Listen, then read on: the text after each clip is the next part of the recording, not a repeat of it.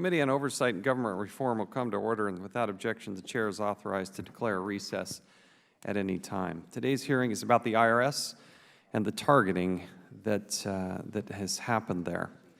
We have had updates from the Inspector General's office, and we are here for another such update. We appreciate Mr. George, Mr. Camus for being here with us. And as we start this hearing, I'd like to walk through why we're here at this particular time. There was targeting of people who were trying to exercise their First Amendment rights. This was done because of their political beliefs. Dave Camp and the Ways and Means Committee did some exceptional work unearthing this, talking to then the IRS Commissioner, Mr. Schulman, about this. He had assured the committee, assured the Congress, which when you talk to Congress, you're talking to the American people, that none of this targeting had ever occurred. That's when the Inspector General's office started to get involved, and they started to look at it. Later, they came back and provided a report, and that report happened in, I believe, 2013.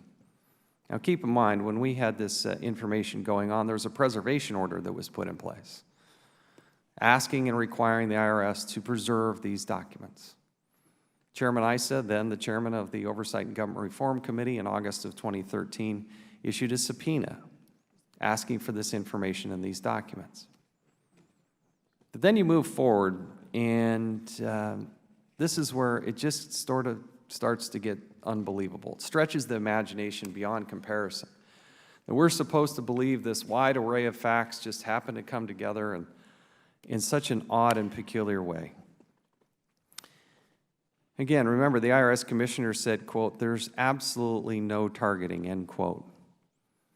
Now, when this first came to light, the president was actually very good on this topic. He said that he would work with Congress, and then somehow magically concluded, even though the Department of Justice had not completed their investigation, the Inspector General had not concluded their investigation, the United States Congress had not concluded an investigation, either in the House or the Senate, but somehow magically the president came to the conclusion that there was, quote, not even a, quote, smidgen of corruption. Now, interesting thing about that timing, that happened to be Super Bowl Sunday.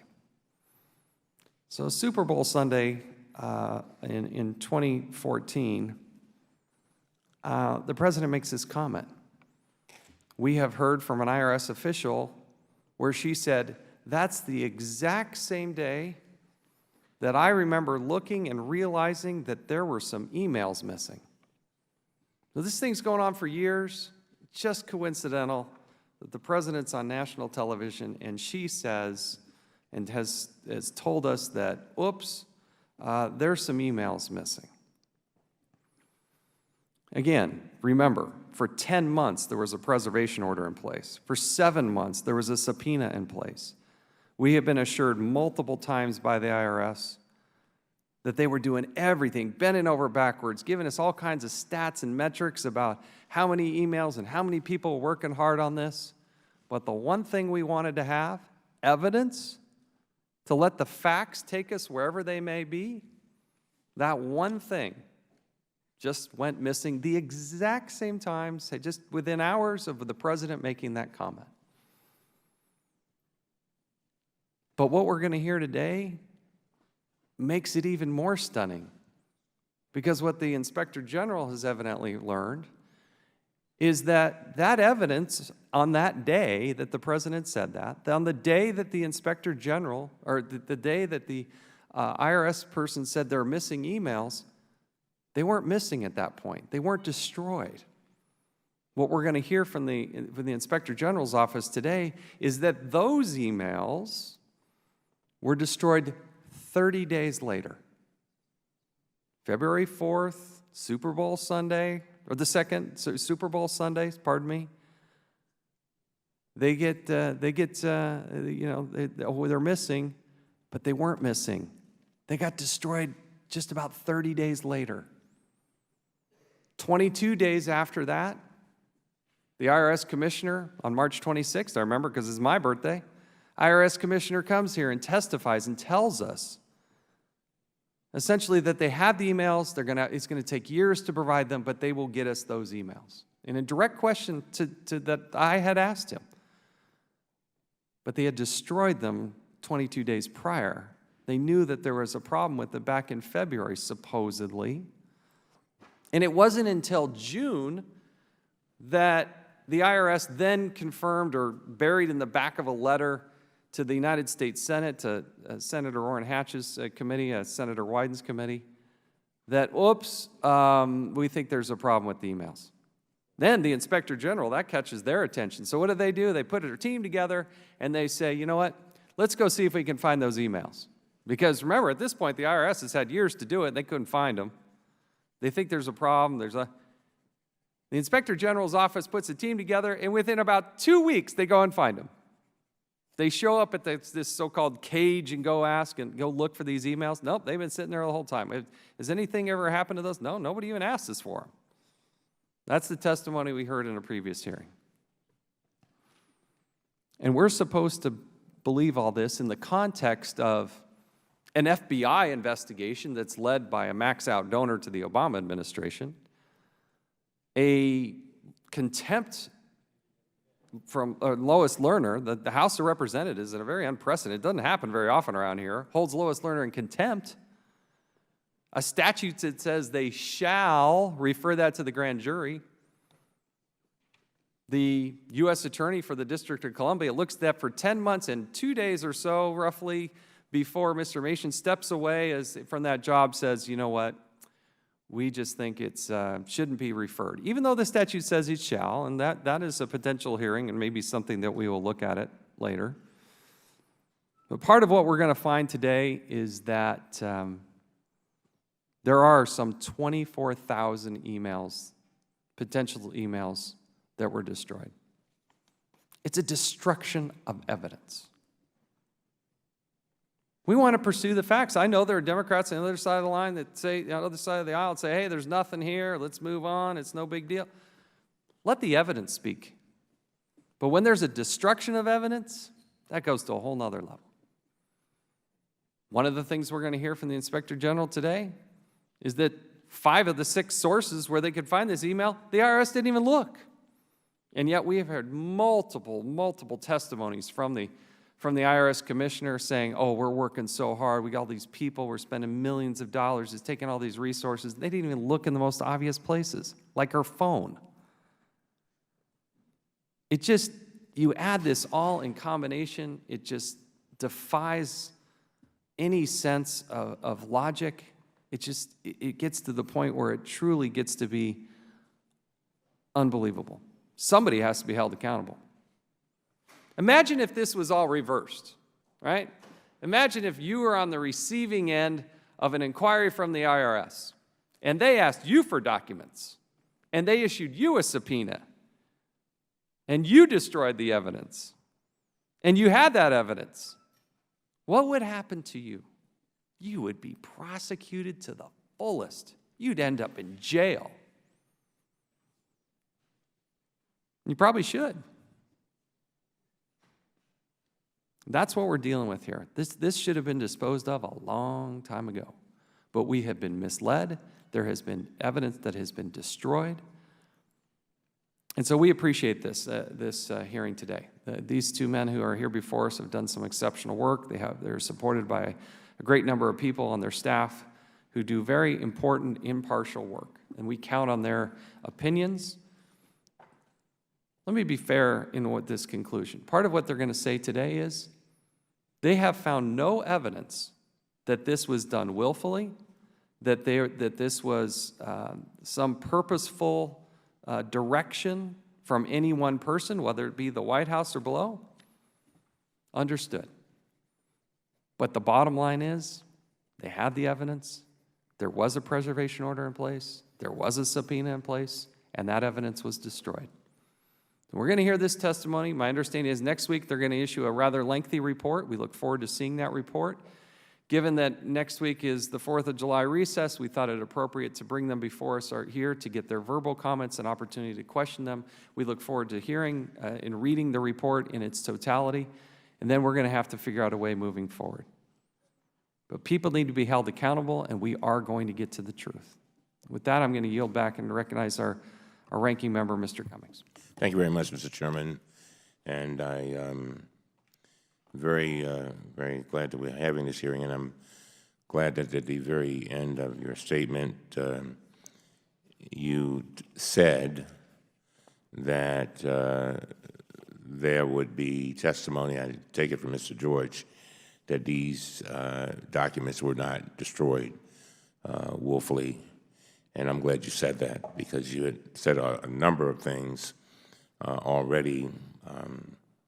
And I think that there are many IRS employees who are working very, very hard, short of staff, giving it everything they got so that they can do their job, so that we can have the resources as a government to exist. And I want to take a moment to thank all of those employees who are working so very hard. This oversight committee is now holding our 22nd IRS hearing, 22. Some people tuning in today may not realize it, but this investigation is still going on. They also may not realize that they, the American taxpayers, have spent more than $20 million on this investigation so far, $20 million. The total does not include the millions of additional dollars spent by the Inspector General, who is here to testify before us yet again. And I want to thank you, Mr. George, for your hard work and all the work you've done in regard to this investigation. This investigation has squandered tens of millions of taxpayer dollars in a failed scavenger hunt for any possible evidence to support Republican accusations against Lawrence Lerner, the IRS, and the White House. More than 250 IRS employees have now spent more than 160,000 hours producing more than 1 million pages of documents to Congress. 250 employees who could be doing audits, making sure that people are paying their rightful share of taxes, making sure that the collection process is done properly, answering questions of our constituents as they try to make sure that they're doing the right thing. But 250 folks, 160,000 hours. Yet the Inspector General will testify again today that his conclusions remain the same. The chairman said, let the facts, let the evidence speak. I agree with that. There's still no evidence to support the Republican allegations that the White House was involved, that Ms. Lerner ordered the targeting of conservative groups for political reasons, or that she intentionally crashed her computer to conceal her emails. Today, the Inspector General will testify about this investigation into the status of Ms. Lerner's emails. Unfortunately, the Inspector General's office has repeatedly overstated the number of, and I quote, new, end of quote, emails they recovered from backup tapes and other sources. In February, and we need to listen to this, in February, officials from the Inspector General's office briefed our committee and others, reporting that they had found 80,000 emails from Ms. Lerner, a fact that was leaked to the press with great fanfare. Headlines, 80,000. Then, on February 26th, the Deputy Inspector General for Investigations testified before this committee that many of those emails were actually duplicates. So we went from 80,000, and he testified there was only 32,000. It's February. The last week, on June 16th, the Inspector General's chief counsel sent a letter to this committee stating that the total number of new emails went down again, keep in mind, from 32,000, this time explaining that only 6,400 emails, and I quote, appear to not have been produced to Congress, end of quote. You guessed it.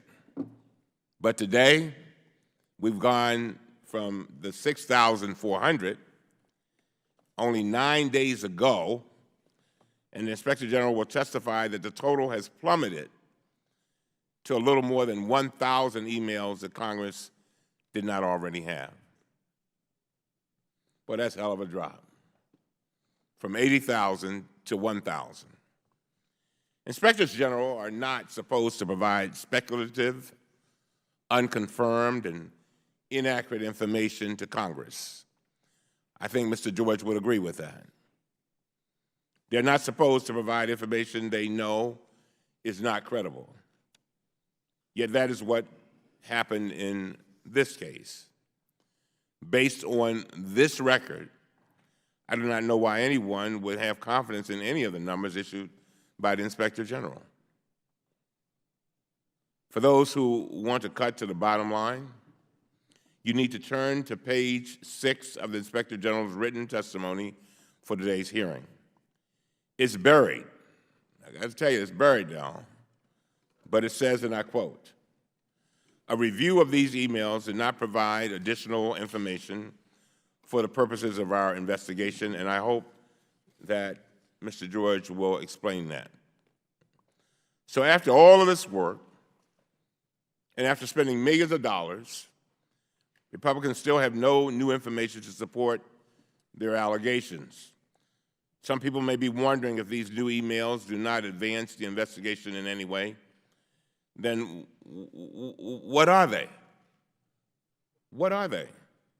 Let me give you a few examples which the Inspector General provided to us this week. I didn't do this, the Inspector General gave them to us. On December 25th, 2012, Christmas Day, Ms. Lerner received an email from eBay with an advertisement for holiday shopping deals. In another newly discovered email sent a few days earlier, on December 22nd, Ms. Lerner received an offer from the website flowershopping.com for some very nice bouquets. Not quite the smoking gun the Republicans alleged. The fact is that Ms. Lerner's computer crashed, and we need to keep this in mind. The fact is that Ms. Lerner's computer crashed before she was informed that IRS employees in Cincinnati were using inappropriate criteria to screen tax-exempt applicants. This is not my finding. It's not mine. That is the finding of Mr. George, our Inspector General, in his original report from May 2013, more than 2 years ago. Today's hearing is our 22nd on this issue, 22. And I cannot imagine what possible reason there might be to have a 23rd. So I hope we will finally be able to move forward and focus on bipartisan investigations that will help the American families in their daily lives. And to the IRS employees, I hope that all of these efforts do not have a chilling effect on you doing the job that the American people have paid you to do and expect you to do, and the job that you want to do. And with that, Mr. Chairman, I yield back. I will hold the record open for 5 legislative days for any member who would like to submit a written statement. We'll now recognize our panel of witnesses. Pleased to welcome the Honorable J. Russell George, Inspector General at the Treasury Inspector General for Tax Administration, and Mr. Tim Camus, Deputy Inspector General for Investigations at the Department of Inspector General for Tax Administration. We welcome you both, appreciate your work. Pursuant to committee rules, all witnesses are to be sworn before they testify. If you will please rise and raise your right hands. Do you solemnly swear or affirm that the testimony you're about to give will be the truth, the whole truth, and nothing but the truth? Thank you. Please be seated and let the record reflect that the witnesses both answered in the affirmative. We would appreciate your verbal comments, and any additional comments or written statements will be obviously made part of the complete record. Do you have one statement, or are you going to combine that into? I have a very brief opening statement, Mr. Chairman, and then I'm going to defer to Mr. Camus to provide more substance to the facts. Very good. Mr. George, we recognize you, and then we'll turn it over to Mr. Camus and go from there. Thank you, Chairman Chaffetz, Ranking Member Cummings, members of the committee. At your request, we are here again to update you on the progress of our efforts to recover former IRS exempt organization unit director Lois Lerner's missing emails. With me again is Tim Camus, TIGTA's Deputy Inspector General for Investigations. Tim has led this investigation, which was initiated on June 16, 2014. This was shortly after the IRS reported gaps in the production of Lois Lerner's emails, citing as the reason a crash of her computer's hard drive. 1 week later, as was noted, then Chairman Wyden and then Ranking Member Hatch of the Senate Finance Committee requested that TIGTA investigate the matter, including us to, quote, perform our own analysis of whether any data can be salvaged and produced, unquote. This morning's testimony will provide you with information about the extent of our investigative efforts, as well as the evidence we have gathered to date. At the outset, it is important to note that even as we believe we have reached certain conclusions and determinations in our findings, this investigation is not yet concluded. Should anything of note be discovered, we will review it for its impact on the investigation, produce a supplemental report, and provide the new information, including emails, to all appropriate parties.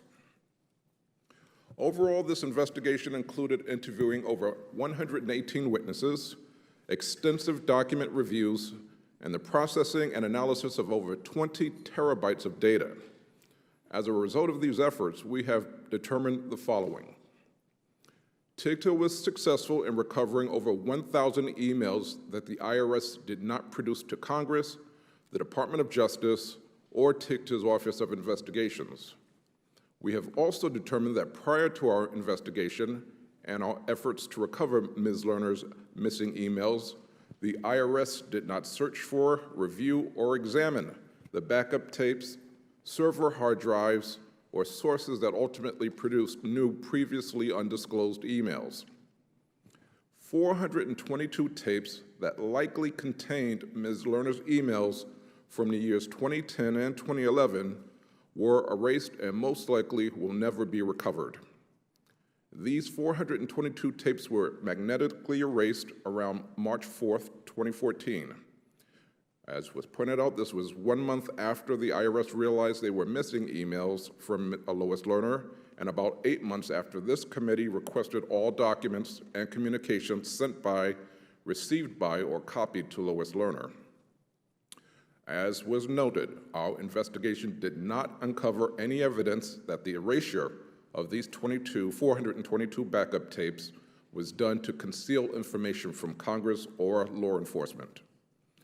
In addition, it is important to note that it is remotely possible that our continuing review of data from the initial set of 735 backup tapes could result in discovery of additional emails not previously provided to Congress by the IRS.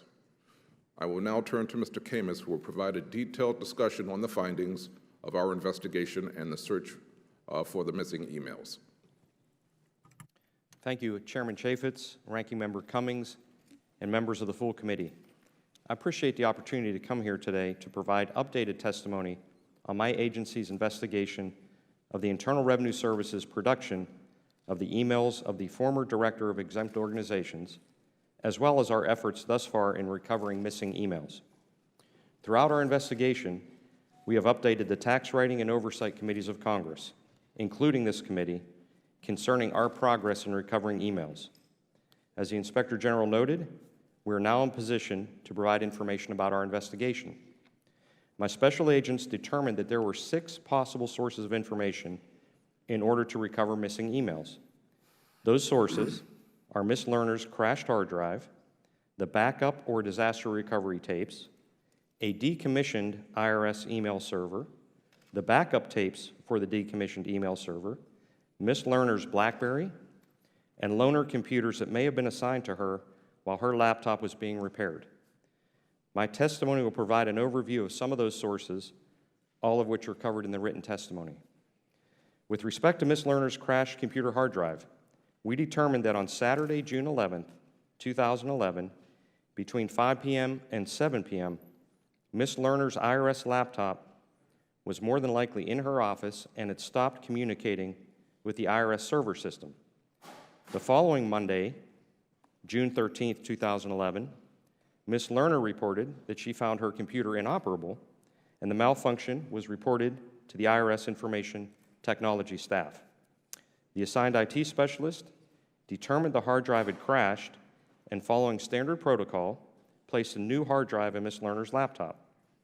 A Hewlett-Packard technician also worked on the laptop for other repairs.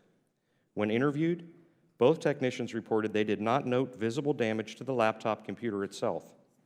Because we were unable to locate and examine the hard drive, we do not definitively know why it crashed. On July 19, 2011, Ms. Lerner requested IRS IT to attempt to recover data from her crashed hard drive to retrieve, quote, personal information, unquote. After receiving the hard drive from the IRS technician, an IRS criminal investigation technician was unsuccessful in recovering data. IRS IT management determined additional efforts to recover data from Ms. Lerner's hard drive were not worth the expense. It is important to point out, the IRS does not track individual hard drives by their serial numbers. Our investigation revealed that Ms. Lerner's hard drive was more than likely sent for destruction with a shipment of other IRS electronic media on April 13th of 2012. The shipment was traced to the Unicor recycling facility in Marianna, Florida. We determined that this shipment of hard drives was destroyed using a shredder that cut the inserted hard drives into quarter-size pieces. According to the facility manager, those pieces are then sold for scrap. Understanding the limitation on the investigation, without having the hard drive, our investigation did not uncover any evidence of sabotage of Ms. Lerner's hard drive. Our investigation included attempts to determine if anybody entered Ms. Lerner's office prior to the date and time of her hard drive crash. Unfortunately, those logs were erased after 1 year of retention. I will now provide an overview of our investigative efforts relating to the backup or disaster recovery tapes. On June 30th, 2014, TIGTA demanded the IRS provide all backup tapes used for Ms. Lerner's IRS email account, specifically during the period January 1st, 2008 through December 31st, 2011. On July 1st, 2014, the IRS identified 744 backup tapes, and TIGTA took possession of all of them. Initially, it appeared as though 9 tapes may have contained valuable data, but they turned out to be blank. The IRS executive in charge of the IRS email backup program and his staff identified the 13 specific backup tapes that would contain the earliest copies of Lois Lerner's email. When we took those tapes to the recognized industry expert for electronic data recovery and extraction, they then provided TIGTA with Exchange database files from these tapes. At the conclusion of the process, TIGTA identified 79,840 Lois Lerner emails, of which nearly 60% were in fact duplicates or copies of each other, leaving approximately 32,700 Lois Lerner emails. As was pointed out in our February testimony, TIGTA compared those 32,700 emails to what the IRS has already produced to Congress in an effort to identify unique emails that had not been produced to the Congress. Due to technological challenges, TIGTA agents had to create a specialized program script that initially identified as many as 6,400 emails that appeared to have not been previously provided to Congress. It is important to point out, at each stage when we identified emails, we informed the recipients of that information that it was early in the investigation and additional technical work needed to be done.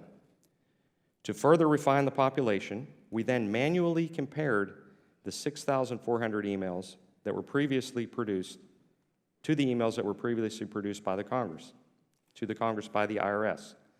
We removed the obvious spam emails and additional duplicates that we found during the manual process.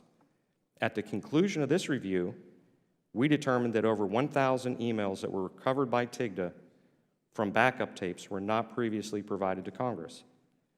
Using the analysis of email transaction logs, we estimate that there may still be 23,000 to 24,000 emails missing.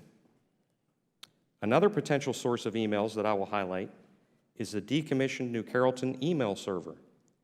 Based on our review of this source, our agents identified 58 new emails not previously produced to Congress. The final source that I will discuss is the backup tapes for the decommissioned email server. As the IG stated, during our investigation, we obtained the 424 backup tapes associated with the decommissioned New Carrollton email server, and it is important to note that that server was in operation until approximately May 2011. We determined that 422 of the 424 tapes were degaussed or magnetically erased, and therefore had no data on them. This was done by the erasure was done by IRS employees in Martinsburg, West Virginia, on or about March 4th, 2014, 1 month after the IRS realized it was missing emails. One of the 424 tapes contained backup files created in 2011, but they did not pertain to Lois Lerner. Due to encryption or damage to the other tape, we were unable to read it. Our investigation found no evidence to prove that the erasure of the 422 tapes was done in furtherance of an effort to purposely destroy evidence or to conceal information from Congress and law enforcement. Sworn testimony and reviews of the involved IRS employees' emails indicate that the employees did not know about, understand, or follow the Chief Technology Officer's May 2013 email directive to halt the destruction of electronic media due to ongoing investigations. Our investigation also revealed that the IRS did not put forth an effort to locate and preserve the backup tapes. Lastly, there is a remote possibility, as the IG pointed out, that further review of the information obtained from the initial set of 735 backup tapes could result in the recovery of additional emails that were not previously produced. We are also following up on a discrepancy in the count of hard drives that we hope to have resolved prior to finalizing our report of investigation. Chairman Chaffetz, Ranking Member Cummings, and members of the committee, thank you for the opportunity to discuss this matter, and I look forward to answering your questions. Thank you, and I'll recognize myself for 5 minutes. Mr. Camus, the IRS had these emails, and you said they didn't purposely destroy them, but what did they do with these emails? To the best we can determine through the investigation, they just simply didn't look for those. So for the over 1,000 emails that we found on the backup tapes, we found them because we looked for them. But there was a preservation order in place, correct? That's what we understand, yes, sir. There was a subpoena in place some 7 months before, correct? Correct. Would you consider that these emails are evidence? It is what we're seeking. They would be, we consider them responsive to the subpoena and the preservation order, yes, sir. Is it fair to say that that's evidence? When we looked through our investigation, emails that are responsive to a subpoena may or may not be evidence. It depends on the content of the emails. They were certainly responsive to your subpoena and your preservation order. And what did they end up doing with those in March of 2014? There were 424 backup tapes. And what did they do with them? They erased them. Is that destroying them? They have an unusual terminology at the IRS. When they magnetically erase them, making them useless, they call that degaussing them. Destroying them means they physically chunk them up into quarter-sized chunks. So on March 4th, 2014, they magnetically erased all the tapes, but they had not destroyed them. Therefore, my agents were able to obtain them, and that allowed us to conduct the analysis of those tapes. So the new IRS term is that they degaussed them. They degaussed them is what they did. They had them. They were under subpoena. They were supposed to give them to us. The IRS commissioner told us he was going to get everything, but they degaussed them. so that we wouldn't be able to see this. This just magically happened 30 days. We're supposed to believe this happened 30 days after the president makes his public comments that there's not even a smidgen of evidence. We're supposed to, what a coincidence. Let me ask you about the potential electronic media backup that they could have. What happened with the learner loaner laptop? She had a loaner laptop. Did they search for that emails on that? There were actually 10 loaner laptops that were in service during that period of time, one of which should have been assigned to her as a backup. We took possession of all 10 of those laptops that were used for that purpose.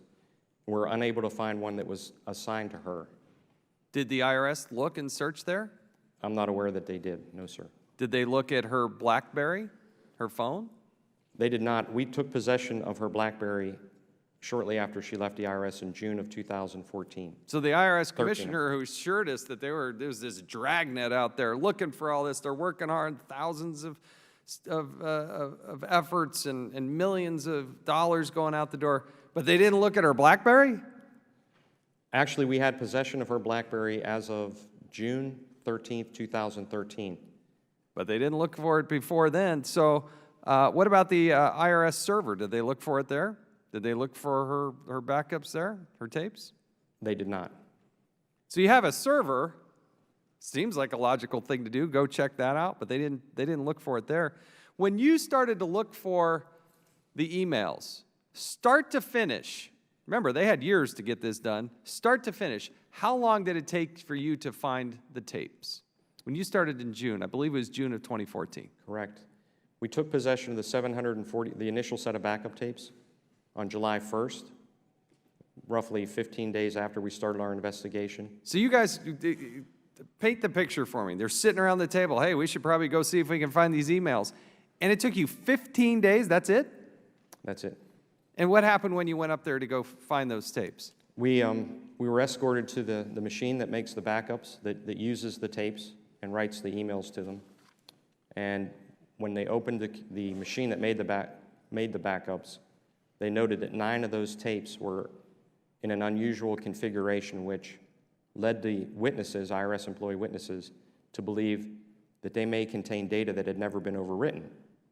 So we were initially very excited that those 9 tapes would have everything the investigation needed. Unfortunately, those tapes were defective and they turned out to be blank.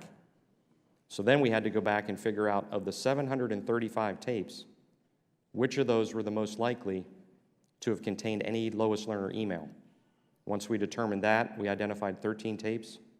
We sent those off to the industry expert, and within a couple months, we had our first glimpse of emails.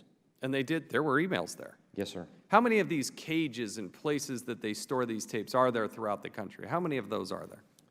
Generally, at one time, there were located in many, many locations, but the IRS is trying to consolidate their email processing primarily to the service centers. And Martinsburg, West Virginia is one of the service centers. So the one place where they would put the tapes is one place that the IRS didn't even bother to go look and ask. So my time has expired. I yield back and recognize the gentleman from Maryland, Mr. Davis. Mr. Kimmis, the deguising, you talked about that. Now, was that, did they just deguise learner tapes? No, sir. We found that they degauzed tapes before. They degauzed the learner 424 tapes, and they degauzed tapes afterwards. And they were degauzing tapes up until about June of 2014. Now, you mentioned a little earlier that there was some type of directive that they did not know about. Is that what you said? Yes, sir, I did. So you're saying that this was not something to obstruct our investigation or block information intentionally from getting to us? Is that? The directive was issued by the IRS Chief Technology Officer, Right. Terry Mulholland. And in his directive, he was advising his management team to stop destroying stop destroying electronic backups and evidence. He issued that directive in May 2013. Mm-hmm. And you never answered my question, though. The people who actually did the deguising, you're saying that they weren't intentionally trying to stop information from getting to us. As far as absolutely correct. The investigation did not show that any intent to do that. And you looked into that, Yes, we did. and it would have been malpractice on your part almost if you didn't look into it, wouldn't it? That was a significant part of the investigation. Very well. Now, Mr. George, over the past year, I believe you and your staff have been highly irresponsible in speculating about the number of new emails you recovered from Lois Lerner. I got to tell you, you heard my opening statement. It should concern all of us because we rely very heavily on the IG's information. You repeatedly put out numbers prematurely without verification, and time again, your numbers were just wrong. In February of this year, your office briefed this committee and other committees in the Senate, and you reported recovering as many as 80,000 emails to and from Ms. Lerner. Then on February 11th, the headline appeared in the press, quote, Senator Ron Johnson to IRS. Why did IG find 80,000 lost emails? End of quote. Mr. George, you didn't find 80,000 new emails, did you? Mr. Cummings, what we did is we attempted to keep members of Congress with relevant jurisdiction over this matter informed at every stage. And I can assure you that at every opportunity where I participated, I made a request, I admonished staff that this is preliminary information, and we requested that they not repeat this information publicly. And unfortunately, that was done. So while we were in the process of refining, trying to keep Congress informed, because we've been criticized in the past for not keeping Congress informed, so we made an effort at my direction to do so. And it was during the process of keeping Congress informed, and with every new discovery and every time my investigative staff was able to parse out, find duplicates, find things that were not necessarily responsive, the numbers changed. So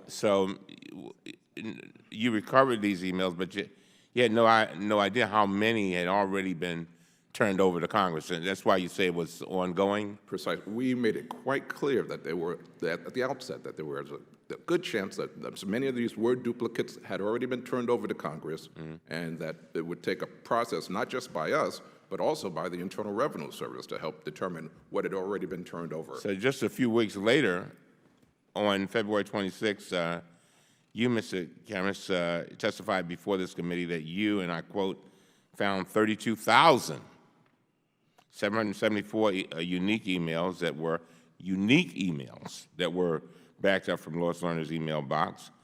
And he added that you were still in the process of determining how many of these emails had already been produced to Congress. Is that right?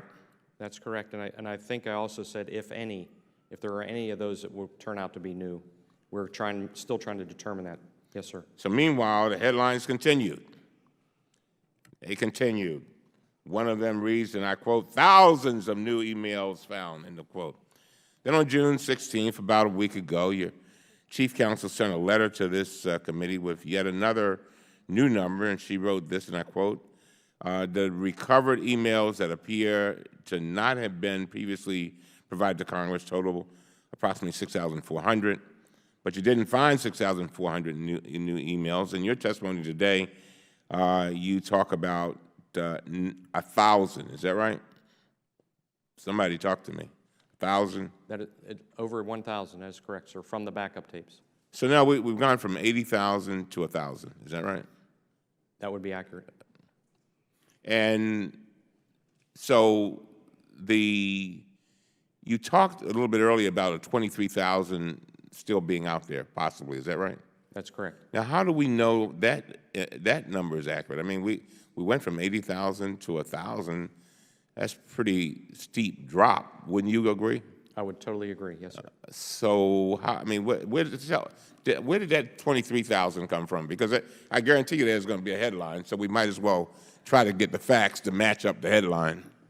The 23,000 number was derived when my staff, shortly after opening our investigation, determined that the Government Operations Security Center, or GSOC, Government Security Operations Center, or GSOC, at the Department of the Treasury, logs every single email incident in or out of the IRS.gov domain. And we felt that that was a critically important source of information to determine the total universe of emails. So we obtained that log, and we compared it to what has already been produced to Congress, and that's how we came up with our estimate of the log activity compared to what has already been produced, and the estimate is between 23 and 24,000 emails that we can't find. And last but not least, Mr. George, I mean, why, I think you already said it, but the reason why you put these numbers out there is because you want to keep Congress informed. But you see what you see what it does, right? You know, I mean, it really, I mean, I understand what you're saying, but that's not how it's used. I mean, I know you're giving it with all these caveats and in red and gold and, you know, bold print, but you see how it ends up in print. Hello? No, I do. So why give any number? You may recall, sir, because you were ranking member when the previous chairman was here and read me. Oh, I remember the previous chairman. And read me the riot act because he said I wasn't complying with the 7-day letter rule pursuant to the IG Act. And while we strongly disagree with his interpretation of that provision, this was a way to try to draw some compromise because we know of the intense interest of Congress in this subject, both by committees with direct authorization over the IRS as well as general oversight over the IRS. In fairness to you, then, is there a caveat that goes with that 23,000 that you're talking about? Most definitely. Tell us so we'll know, so that when the headline is written, we've got all of the caveat that goes with it. Go ahead. Sir, the 23 to 24,000 estimate involves just simply email headers. That's what the transaction logs can record. When you take that limited amount of information, they have the transaction log, which is the header of the email and the subject line, and maybe one or two features underneath. It does limit your ability to compare. But I've been assured by my staff that we went through the process, we checked it twice, and that is a fair estimate of the email activity that went through the IRS.gov domain, and it has not yet been produced to Congress. Thank you very much, Will Chairman. the, will the gentleman Of yield? course, of course. I'm sensitive to the idea that we want to have as accurate of information as we can possibly have, but let's remember why we're here. There was a preservation order in place. There was a subpoena in place. They've never complied with it. We've had testimony from the IRS commissioner that we would get all this, only to find out they've been degauzing these tapes, and they destroyed evidence. That's what they did. And that's why we continue to have this. We haven't even got into the content of the emails. We're just trying to get them so we can actually read them and figure out what was going on. Yeah, well, gentlemen, Sure. just one, and I'm so glad you said that. One of the things that I've always done in this committee, for the, oh my God, 20 years since I've been on this committee, is make sure that when we're talking about employees and where there's an issue of their credibility, whether it's a possibility that they're being accused, and I'm not saying this happened yet, of a crime, I try to make sure that's clear because it has a tremendous impact on that individual and a chilling effect on the entire agency. And so one of the things I'm concerned about is that while there have been the degauzing, the destruction in West Virginia and whatever, that there was nobody who did anything intentionally to hinder our investigation. I want to make sure that's clear, not for no other purpose than what I just said. Is that right? That would be accurate. Our investigation found no purposeful destruction by the employees who put the tapes through the degauzing machine. Thank you very much, Mr. Chairman. And for you, the Of gentleman. course I yield. I'll yield to you. We got thousands of IRS employees in Utah. They work hard, they're patriotic, and most of the IRS employees are. But when the IRS Commissioner Schulman comes and says there's no targeting, and the Inspector General says there is targeting, when Mr. Koskinen, as the IRS Commissioner, comes here and says that we will provide you all the tapes, and then meanwhile they're being degauzing them, then you can understand. We're not trying to pick on the rank and file here, but when you lie to Congress, you mislead us, we're going to hold you accountable. And so, yeah, our focus is on Mr. Schulman, it's on Mr. Koskinen, and it really does mystify why, with all these orders in place, a subpoena in place, these things get destroyed. Mr. Chairman, that's fair. My last comment, Mr. Chairman, and I appreciate this dialogue, is that, as you know, you and I have joined in on many instances where we felt that we were not getting the information that we were supposed to get, and I backed you up and you backed me up. Just as a matter of fact, just yesterday you did it, and I appreciate that. So I agree. I mean, I'm concerned too as to why things were not looked into. That really does concern me, and I'm hoping that we'll get some answers to that. Thank you very much. Would the ranking member yield one more time? We need to keep. Thank you, Mr. We Chairman. need to move on. Thank you. Thank you. Now I recognize the gentleman from Ohio, Mr. Jordan, for 5 minutes. Thank you, Mr. Chairman. I want to walk through the timeline here real quick. May 10th, 2013, Lois Lerner, unprecedented, goes to a bar association meeting here in town 3 days before you're going to issue your report. Correct. They wanted to get ahead of it, get their spin on it. So right from the get-go, the IRS is not being transparent, not helping the American people get to the truth, because she goes and lies. And she says it's line agents in Cincinnati, May 10th, 2013. 12 days later, there is a preservation notice sent to people in the IRS. Wasn't followed, we found out. So 12 days later, May 22nd, 2013, notice that says, don't destroy any evidence, right? We want all the emails. We want all the documents preserved. Is that right, Mr. Camus? Yes, sir. Okay. August 2nd, 2013, there's a subpoena for the same documents they're supposed to preserve. There's a subpoena to give them to Congress. Right, Mr. Camus? Yes, sir. February 2nd, 2014, the IRS learns, not just anybody at the IRS, the chief legal counsel learns that there's a problem with Lois Lerner's hard drive and emails are missing. Right, Mr. Camus? That's correct. 1 month later, despite the preservation order, despite the subpoena, 1 month after the chief counsel knows we're missing some emails, 422 tapes containing those emails are destroyed. Right, Mr. Camus? That's right. And 3 weeks after that, March 26, 2014, the head of the IRS, Commissioner Koskinen, sits right where you're sitting, Mr. Camus, and he tells this committee, we're going to get you every single email Lois Lerner has sent. Right, Mr. Camus? That's what I understand. Yes, sir. So, preservation order, subpoena, don't destroy anything. They destroy it. 3 weeks later, the guy in charge tells us we're going to get you everything. And they've already been destroyed. So, here's the question. How in the world could that happen? This is the biggest story in the stinking country at that time. How in the world, with a preservation order and a subpoena, do they destroy 422 tapes containing, according to your investigation, potentially 24,000 emails? How does that happen, Mr. Camus? It's an unbelievable set of circumstances that would allow that to happen. It is going to be fully documented in our report, and I'm not sure I could describe it to you in 5 minutes. You can't, With all due respect. the reason you can't describe it because there's no explanation for that other than they were trying to not help the American people get to the truth. They were trying to hide something. They were trying to hinder the. I don't know any other explanation, or unless it's the most. I mean, it's unbelievable when you got a subpoena, a preservation order, and you destroy 24,000 emails. Who's responsible ultimately? Might it be the guy, Mr. Camus? Might it be the guy who sat where you're sitting? The commissioner of the IRS, and assured this committee, and more importantly, assured the American people they would get us all the evidence? Might he be the guy who's responsible? It's possible. The management team, Might it be the head of the IRS who didn't, according to your testimony, didn't even look at all the sources for potential Lois Lerner emails? Isn't that correct? They didn't look at all the sources? they did not. Might it be the guy who said this under oath in this committee? We will get you every single Lois Lerner email. Might it be that guy? The management team is certainly someplace to look. But doesn't the buck stop with the guy at the top? That could be said. I think it can certainly be said when he's the one who assured us that it was all going to happen in spite of this fact pattern. What's next, Mr. Camus?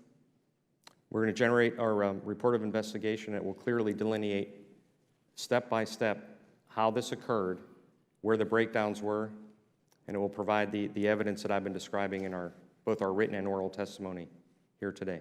Do you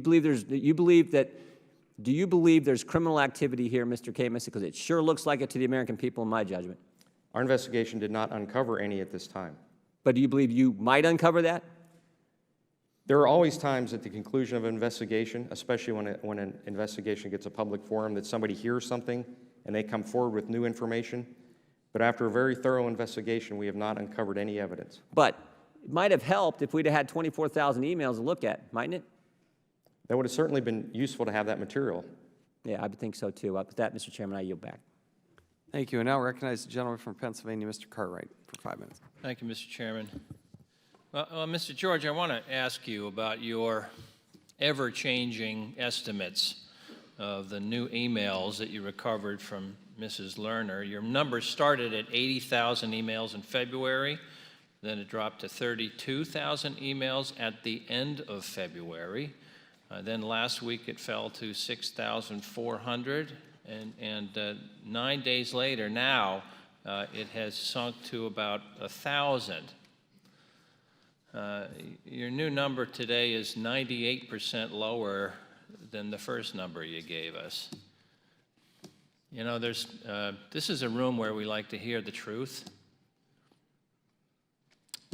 There was a great justice of the Supreme Court of the United States, Oliver Wendell Holmes. He talked about the truth.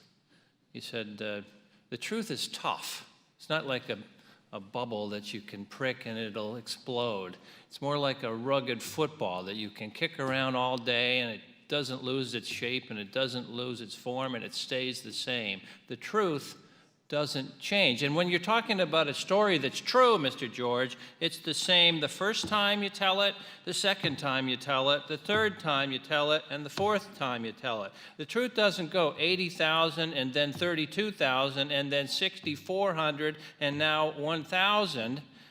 In fact, in the last 9 days, you dropped from 6,400 discovered emails to 1,000, and I'm looking at the letter dated June 16 from your office. This is not from you, this is from Gladys Hernandez, your chief counsel. Is she a chief counselor, Mr. George? Yes, she is. Okay. Hello, Gladys, how are you?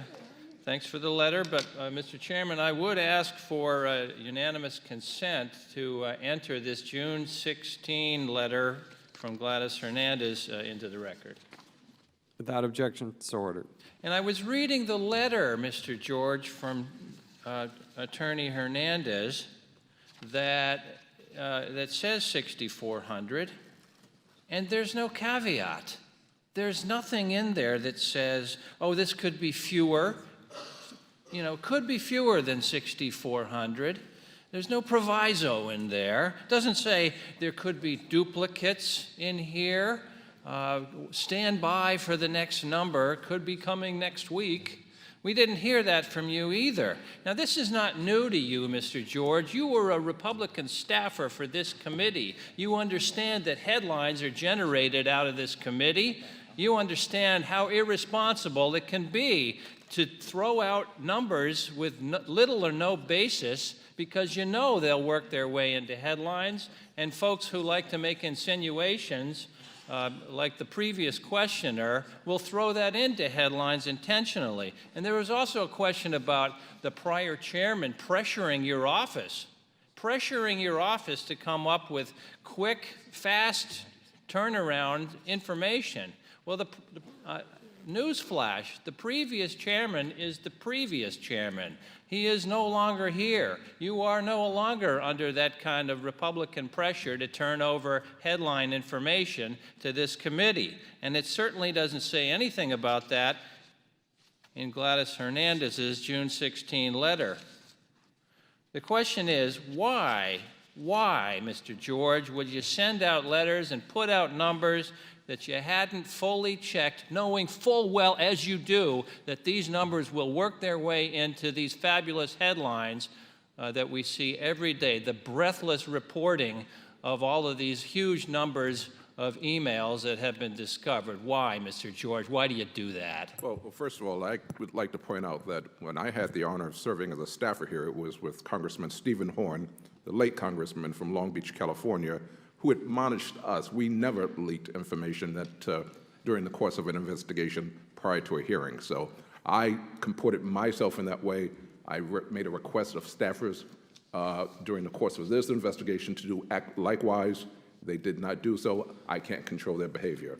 Secondly, it was a response to a request that we received. In all candor, this was a transmittal letter, Congressman. I haven't seen this before.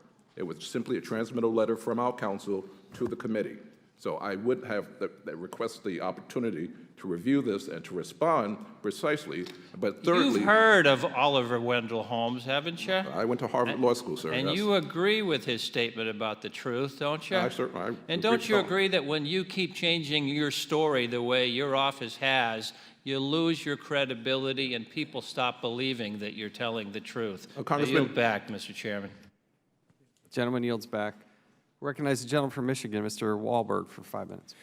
I thank you, Mr. Chairman, and thanks to the panelists for the work that you've done. It's been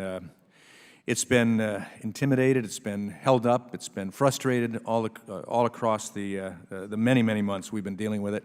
I would also start with a quote from a famous Chief Justice of the Supreme Court, as well as one of the most famous trial lawyers and former members of Congress, Daniel Webster and Justice Marshall, who both said the power to tax is the power to destroy. I'm not sure they were talking about degaussing, but they were certainly talking about the power of a taxing entity to impact the lives of people. And that's something we've had here. I also want to remind our whole committee again, as we talk about numbers and we talk about degaussing and we talk about tapes and we talk about hard drives, remember the fact of the matter is that Lois Lerner sat at that very table and pled the Fifth. And what does the Fifth Amendment refer to? The right to not self-incriminate. That says to me Lois Lerner was worried about the fact that what she had done could be construed as illegal at the very least. And she chose not to share the truth with us. She didn't kick the football. She walked off the field. And so we're left with trying to deal with tapes that have been degaussed. Oh, sorry, I understand it. My people understand it. They've been destroyed. When Congress began its investigation in May 2013, the IRS issued a preservation notice to ensure the documents relevant to the investigation were not destroyed. Is that not correct? That is our understanding. We want to rehearse this again, to cut through the clutter, to get back to what the situation is. Who sent out this preservation notice? That was the Chief Technology Officer, Terry Milholland. So based on your investigation, what efforts did the IRS, Terry Milholland, or anyone else make to ensure that the CTO's email notice to cease routine destruction of electronic records was actually followed by low-level employees? There's very much confusion, and I'm not certain that there was appropriate management oversight of that directive. Well, who is responsible for the preservation of these emails? Every IRS manager, in my view. Every IRS manager. Yes. Every IRS, plenty of them, could have followed this out. Has anyone been reprimanded for emails being destroyed despite the preservation notice? Inasmuch as we're finishing our investigation, we have not provided the IRS with the results of what we found during our very thorough investigation of this matter. But they know the law relative to the preservation notice. They should know it. I believe they do, and they will get our full report. And we don't know of any reprimand that they've taken. If these instructions had been followed, would more Lois Lerner emails be available to Congress for investigation? I believe there would be. That's a fact of the matter. How many potential sources for recovering Ms. Lerner's emails existed for the IRS? We believe there were 6. Namely? The hard drive would have been a source, BlackBerry, source, backup tapes, a source, server drives, a source, the backup tapes for the server drives, and then finally the loaner laptops. How many of these 6 did the IRS search? We're not aware that they searched anyone in particular. It appears they did look into initially whether or not the hard drive had been destroyed, but they didn't go much further than that. They found out it had been destroyed. But the other 6, we don't know that they even attempted a search on it. Did IRS personnel ever state a reason why they did not attempt these alternative methods of retrieving Lerner's missing emails? They believed at a high level that attempting to get emails off of the backup tapes was a futile attempt, but they did not determine that the very backup tapes that would have contained the emails still existed, and they would have yielded the very emails everybody's been interested in. They wouldn't do this with the common citizen taxpayer, would they? I'm not asking you to answer that one. I'm suggesting that they would not have followed their pattern of course with Lois Lerner's tapes and email records with any of us in the room. Given the IRS's failure to attempt the methods TIGTA used to recover the missing emails, would you characterize the IRS efforts as extraordinary? I would not. The power to tax is the power to destroy. I yield back, Mr. Chairman. Thank the gentleman. Recognize the gentleman from Virginia, Mr. Conley, for 5 minutes. Yes, and I would also remind my friend another quote from a very distinguished Justice of the Supreme Court, Oliver Wendell Holmes: "Taxes are the price we pay for civilization." Taxes aren't always bad things. Would my friend yield back? Real briefly. Real briefly, I agree with you. We're not talking about that. All right. We're talking about destroying people's lives. Well, I don't know that any lives have been destroyed. We can assert it. That doesn't make it true, but thank you. Mr. Camus, we submitted questions to you on March 4th after the last hearing. The committee informed you and Mr. George those answers were due on March 18th. I find it very interesting that we're complaining about responsiveness. Let's start with the IG's office, because if you're not purer than Caesar's wife, you have no credibility and no business, frankly, testifying about somebody at IRS. So you need to be punctilious about your responsiveness. And I heard Mr. George say, oh, my goal is to be responsive to Congress. Your questions, Mr. Camus, we were informed were ready for delivery on March 27th. 9 days late, but ready. Is that correct? I diligently worked on the questions, I prepared them, and I submitted them for review. And why was there a 3-month delay between the completion of your answers to those questions and delivery to this committee 2 days ago? I don't know. Would you call that responsive? I don't know the circumstance for non-delivery. I mean, I do, and I can give you. I'll get to you in a second, Mr. George, I promise. Don't worry, I won't leave you out. Okay, I just find it interesting, Mr. Camus, because I would think that would be a pretty declarative answer one way or the other, responsive or not. Let me ask you this. In any way, shape, or form, were your answers with that delay changed or suggestions made to be changed in order to conform to somebody else's answers? No, sir. So, to your knowledge, they remain unchanged, but just delayed. That's correct. Mr. George, why did you delay this process? Because we only got your answers 2 days ago, and I just heard you assure the chairman in this committee your commitment to making sure Congress had everything it wanted, except from you. Yeah, well, Why did we have to wait 3 months for your answer, and why did you delay Mr. Camus's answers? Well, because the requests came to both of us Yes. in a single document, so we wanted to respond in a single document, 1. 2, as... Excuse me, even if it delayed by 3 months? Well, the delay, sir, and I have to beg your indulgence, and I've expressed this with Chairman Chaffetz.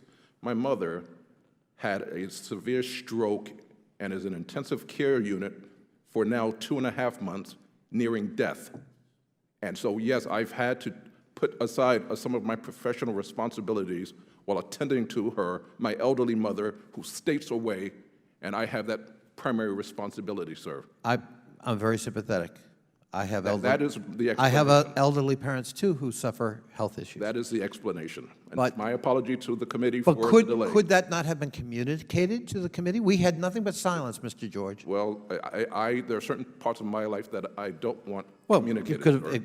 you could have said, because of personal concerns, I can't do my job for 3 months, with respect to responding to the Congress. But there were also reviews to make sure that Privacy Act and 6103 issues were addressed. So there were a combination of factors, but the primary one was my personal family Well, situation.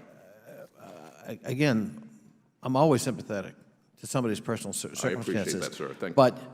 But there is a concern, frankly, as you know, and Mr. Cartwright and I filed a complaint about you with respect to your behavior throughout this entire thing. And the latest delineation of email numbers that Mr. Cummings provided is very troubling in terms of credibility. You met with Republican members of the staff without Democrats present. You talked to the chairman and took direction from the then chairman without consulting with the Democrats, even though standards of conduct for IGs specifically say you should avoid that you should always have not only the appearance but the reality of nonpartisanship so that your credibility and integrity is in fact adhered to. And from our point of view, there are real questions about whether you actually lived up to that standard. And you've indicated that your own answer to Siggy, which investigated you, or supposedly investigated you, exonerated you. But you've refused to provide that answer to the committee. Another evasion.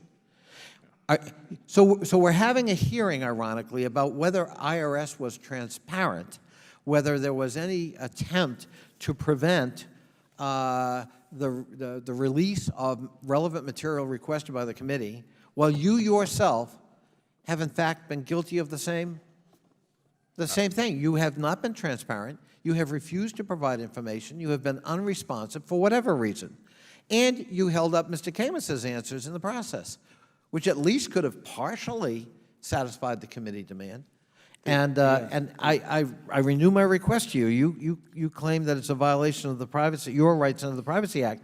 But if indeed your answer exonerated you before Siggy, why would you want to keep it secret? Why wouldn't you share it? The gentleman's time has expired. I will.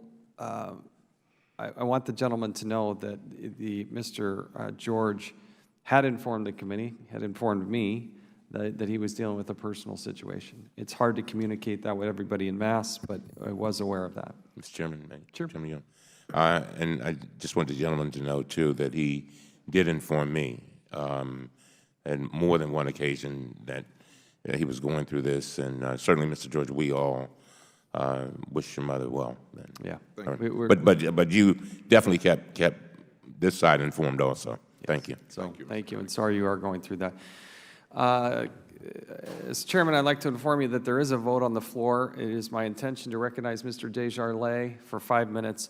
Then we will recess. There are 3 votes on the floor. Upon recess, we will not reconvene again before 10:45. Sometime after that, a few minutes after the last vote, then we will resume. But we will have to adjourn briefly. But for now, let's recognize the gentleman from Tennessee, Mr. Desjardins, for 5 minutes. Thank you, Mr. Chairman. I thank the gentleman for being here again today. Mr. George, how long has this investigation been ongoing? At least since, well, it depends upon how you, the investigation of the missing emails, as opposed to the overall issue of the tax-exempt organization. Both? Yeah, so it's, what, 2 years? No, for the... Tax-exempt was May 2013, investigation June 2014. Yeah, so since May of 2013, the exempt organizations, and since roughly June 2014, the exempt missing emails.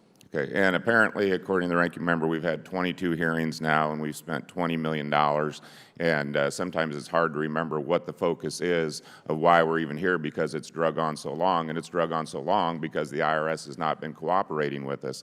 And also, I got to wonder, as investigators like yourself, how hard it is to conduct an investigation when the president informed you that there's not a smidgen of corruption. Does it make it difficult to conduct an interview when our commander-in-chief, the leader of this country, the leader that was benefited by the fact that the IRS admittedly targeted conservative groups that were going to work against his presidency, has informed you that there's not a smidgen of corruption? Does that make it difficult for you? You know, while I won't address the president's comments, Congressman, I will say that there's a drip, drip, drip here, because with every new uncovery of information, whether it's from testimony or interviews, to the finding of backup tapes, this extends the course of the investigation. And so that is why this has, it's still ongoing. Okay. And there was a comment about the cost of the hearings, the number of hearings. Watergate had 250 hours of aired testimony, gavel to gavel. We have not approached that yet. Watergate, in today's terms, cost a lot more than this. And I think we have a incident here that's every bit or more serious than Watergate. So it disheartens me that we have such opposition to these hearings. Eventually, democracy affects all of us regardless of party, and maybe at some point we'll get to the bottom of something that will matter to people on the other side of the aisle. There's been a lot of comments today about the numbers of emails you're throwing out there, 10,000, 30,000, and you're being criticized for that. As investigators, how many emails does it take to incriminate somebody of wrongdoing? One. One. Yeah, one email. So what does it matter how many numbers are being thrown out there? We're trying to get to the truth. So I commend you guys for working hard and doing that. Who at the IRS was overseeing the destruction of the backup tapes, or who was in charge of that? There was a group of individuals, but the first line manager was a manager out in West Virginia named Charles Stanton. Okay. What was Kate Duvall's role? Kate Duvall was the chief counsel to the commissioner, and she was in charge of the email production to the Congress. Okay. Did you interview Ms. Duvall? We did. And was she aware that there was a problem with the collections of the emails?